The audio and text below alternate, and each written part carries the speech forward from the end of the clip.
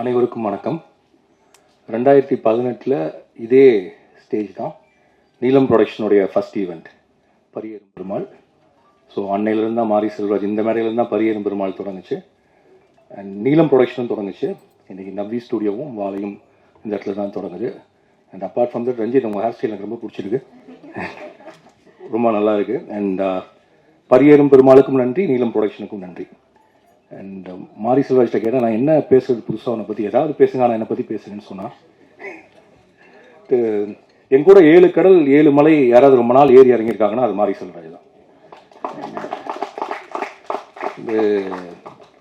முதல்ல ஏறின மலை அப்படின்னா நார்வேல் டிஸ்ட்ரிக்டில் இருக்கக்கூடிய எல்லா மலையும் நாங்கள் ஏறி இறங்கணும்.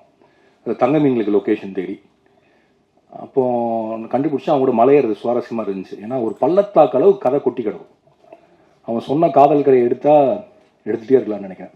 அதில் ஒரு சின்ன பீஸை, ஒரு பாலியத்தில் இருந்த ஒரு க்ரஷ்ஷை எந்த கிரிஞ்சும் இல்லாமல் ஒரு படம் பண்ணியிருக்கான். அதான் வாழை அப்படின்னு நான் நினைக்கிறேன்.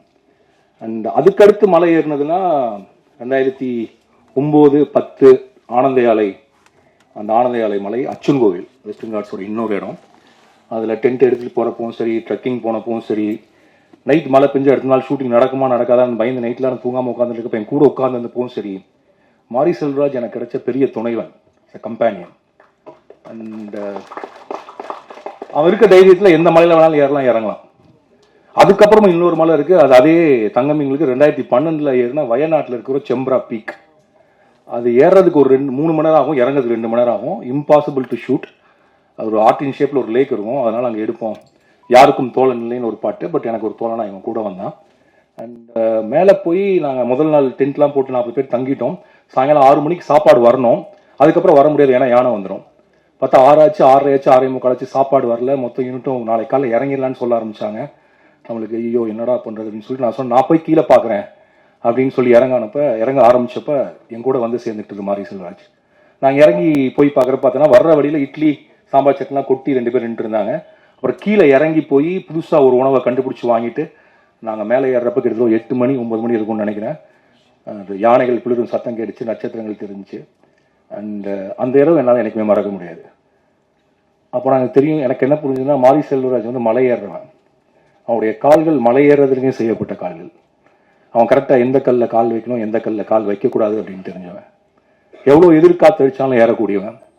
அண்ட் மலை ஏறுவதுங்கிறது கிட்டத்தட்ட சொல்ல போனால் அவனுடைய ஜீனில் இருக்குது அப்படின்னு நான் நினைக்கிறேன்.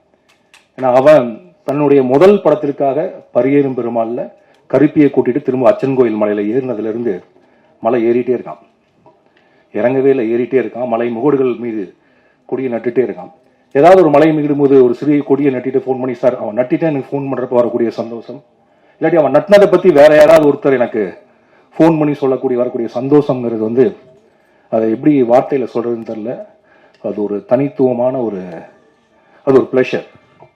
அதை வேர்ட்ஸில் சொல்ல முடியுமான்னு தெரில. ஸோ மாரி செல்வராஜ் மலைகள் மீது ஏறுவான், மலை முகடுகள் மீது நிற்பான், அங்கிருந்து நம்மளை கூவி அழைப்பான். அவனுடைய கருத்துக்களை, அவனுடைய காதலை, அன்பை, அரசியலை பேசிக்கொண்டே தான் இருப்பான்.